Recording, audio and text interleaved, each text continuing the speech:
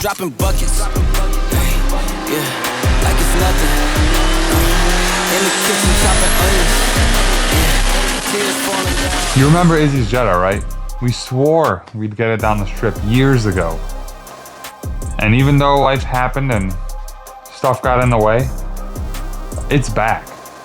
And this time, it is out for blood.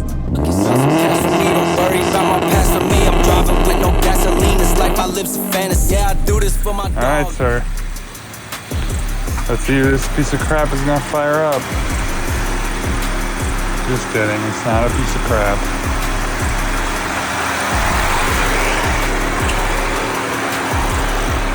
What are you doing? Oh! Heck it. Sorry, that didn't work. I think I have to activate the ignition. It's been so long that I feel like I need to take you back all the way to the beginning. Here's where the story starts. So about 10 years ago, Izzy actually traded a Mk4 GTI, that silver one he had. Oh yeah, we are.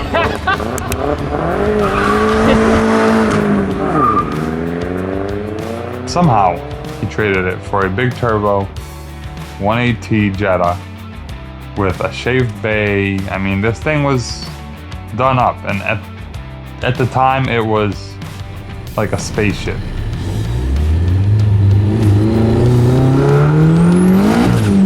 So he got this big turbo Jetta, and he drove it around for about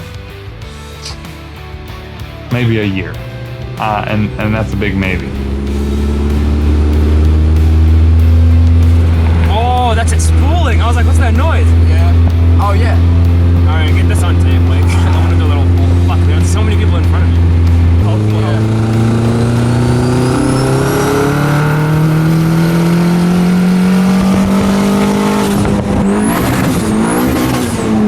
Is that two-step? Huh? Is that two-step? Yeah. It just sounds like it. It was also insanely fast to blow up on Izzy. They could throw a rod through the block.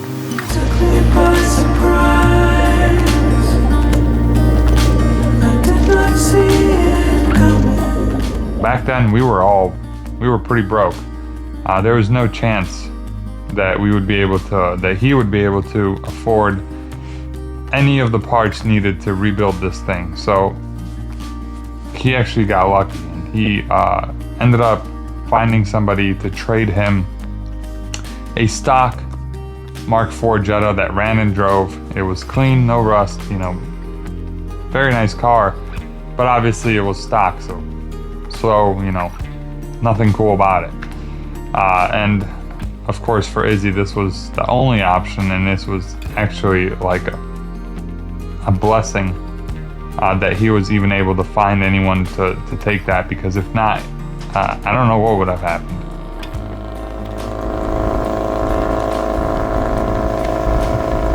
For about 5 years or so, he drove it around, and it was his daily driver, so he did a few cosmetic mods to it, but nothing at all, performance wise. It was just a bone stock Jetta, some coilovers and wheels and whatever else he threw on it.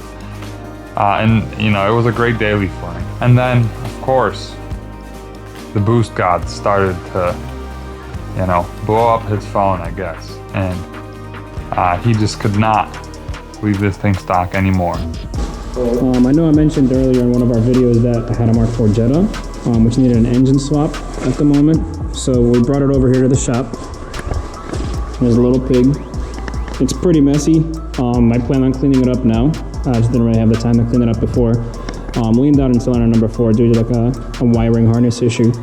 But right now, you're pretty much gonna pull the engine while Taras is painting mine. Yeah, he's painting his engine. I do currently have a block that's being built. Well, I'm building it, but in a different place. Right now I have everything out. Everything's gonna get pretty much In a better place. it's gonna get washed and cleaned, and then we're just gonna put it together and then take some parts off this one. And essentially that is when it started. This has been a long, grinding, tedious transformation from a stock Jetta to whatever you want to call it now. I'm gonna call it a monster.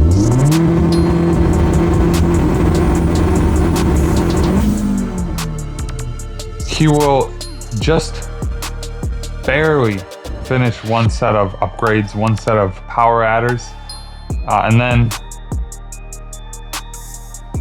a month, maybe a couple weeks later, he's like, "Ah, man, you know what? I gotta upgrade this, gotta do that, gotta do this," and he takes it apart again, and he's working on it again. And I'm like, brother, just relax for a minute and just drive the car.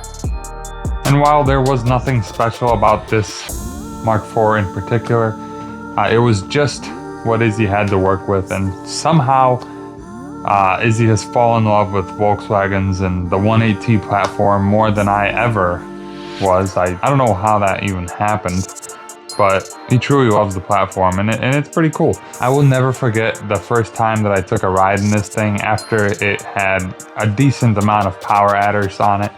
This was about a year ago, and since then everything has changed. But a year ago it was at about 500 horsepower, and man, he took me out in that thing, and I was terrified. I'll be honest with you, it was terrifyingly fast. 500 horsepower in a 2002 Volkswagen with no airbags, just wearing a seatbelt, and we're going like 140 miles an hour. It is a scary feeling.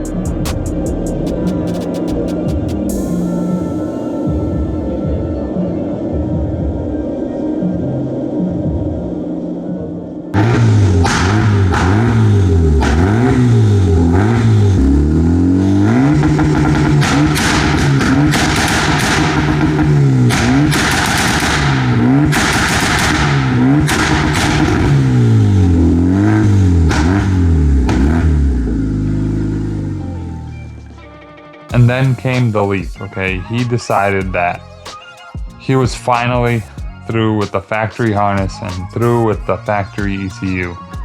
So he went to a Haltech Elite ECU, and it has been, oh no, he went to a Fuel Tech. What's up, guys? Welcome to Dub Club. It's Izzy. I know you haven't seen me in a while. I've been trying to build my car. I got it done, but don't put this in the fucking video. What's up, guys? It's Izzy. Welcome to Dub Club. What's up, guys? Fucking A. And now with all these new upgrades, man, I cannot even imagine how hard that thing puts you in your seat. What's up, guys? Welcome back to Dub Club. It's Izzy. I know you guys haven't seen me in a video in a while, but it's kind of because of this. Pretty much spent all my time working on this kind of thing. Fuck. Alright, take two, Taras. I talked too much in the last version. What's up, guys? Welcome to Dub Club. It's Izzy. I know you haven't seen me in a while. You've been seeing more of Taras in the more recent videos. It's because I have been trying to get this thing back on the road. I thought I'd tell you in that drive. It's scary as well. It's probably because the drain's too small. He's got a small drain. He has ditched the factory ECU, he's ditched the factory harness, and he's upgraded to a Fuel Tech FD 450 or 550, don't quote me, I'm not sure.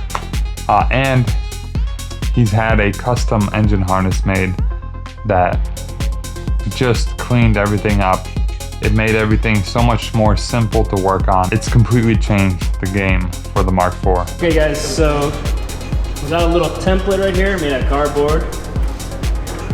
We have an aluminum sheet that we're just gonna cut out and then hopefully mount that into here. And then pretty much what I want to do with the catch gang is just put some rivets into that board and just bolt it in through these ones. So we're gonna go start on that right now. All right.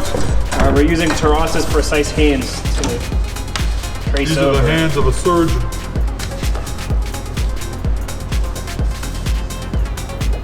You're gonna trace right here? You should trace this part.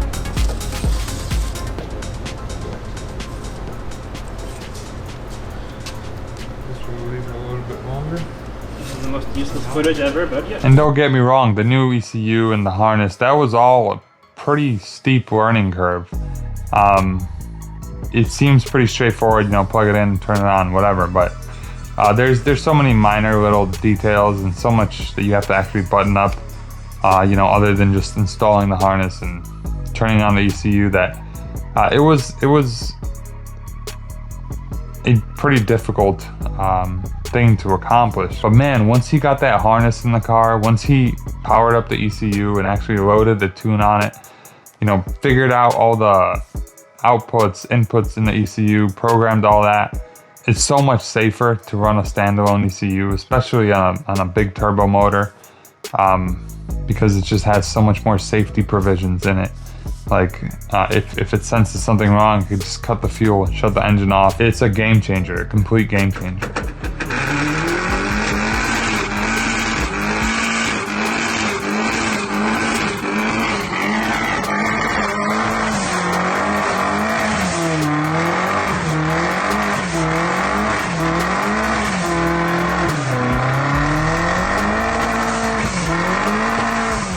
I know when you're on YouTube watching videos, it seems like everything just goes so smoothly, but I promise you that it doesn't go that smoothly when you're working on cars. It can't. There's no possible chance. Every single time that, you know, we finished one aspect of the project, one aspect of the build, that revealed another issue that we had to then address, and it's just kind of like a step-by-step process. You just gotta make your way to the top.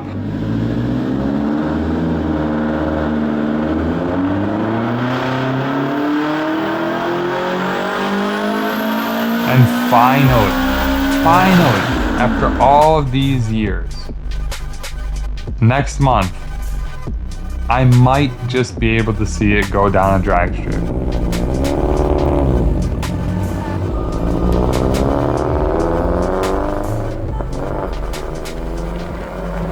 I think Izzy's biggest challenge with this car is actually himself. He's just constantly chasing more power and more, well, just honestly just more power and probably a faster quarter-mile time when he actually makes it on the strip, and that's actually kind of scary not thinking about it, because he's certainly going to get addicted to going faster and faster every time.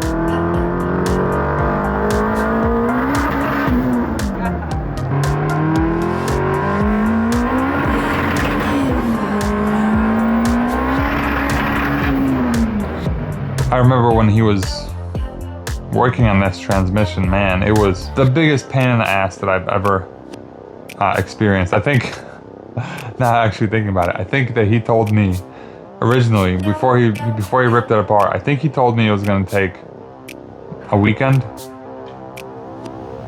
And that thing was sitting in my shop for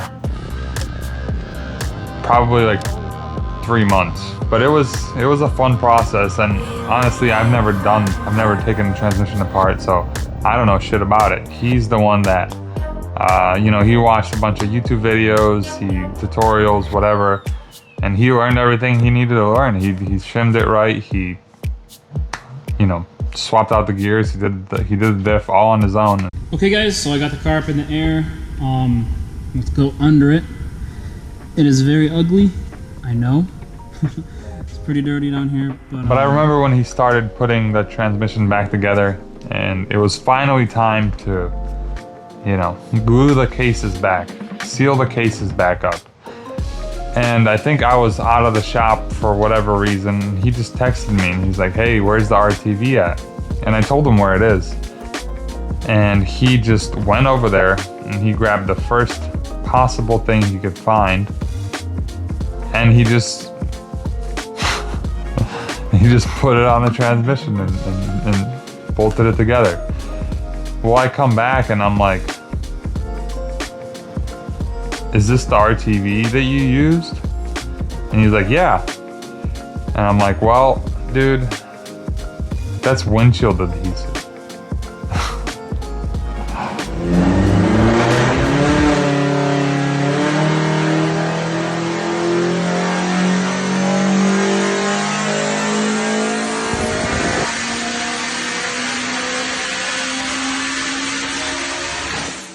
the goal for right now is just to get the car down the strip with everything still functioning as it should, you know, at the beginning of the race and at the end of the race. There are so many parameters about the car and about Izzy's racing technique that will probably need an incredible amount of fine-tuning, but I think that this will be the most fun part. No baggage on board in the plane.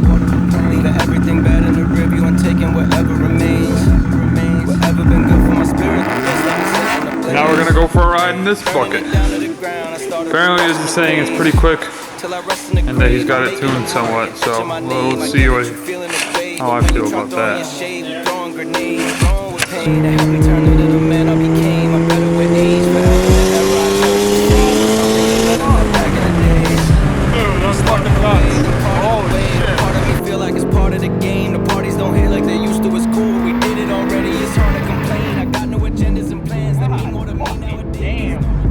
And I do apologize to those that were following the series that haven't gotten an update in years now. I was just waiting for the perfect time, you know, now thinking about it, I honestly don't even know what that means. I don't know when would be the perfect time. So I just figured, you know, I can wait forever or I can just do it now. Follow us on Instagram for more updates and cool pics of cars and stuff, and you know, you get more live updates of what we're doing and what's going on, because right now you would know something about the DSM. Yeah, you would know, but you don't. Unless this video comes out after, I don't know. But yeah, what are you saying? Are you gonna thank them for watching? No. Are you gonna thank them? Because they're not gonna watch. If you've been following the build since the early days, drop a comment, show Izzy some love. This car is an incredible car. But anyways, thank you guys so much for watching. My name's Taras, and this is Objective Garage, where we wrench with heart, speak the truth, and always keep it real. Thank you. That felt good. Izzy, Hey, say goodbye. bye. Have a bit of fun time.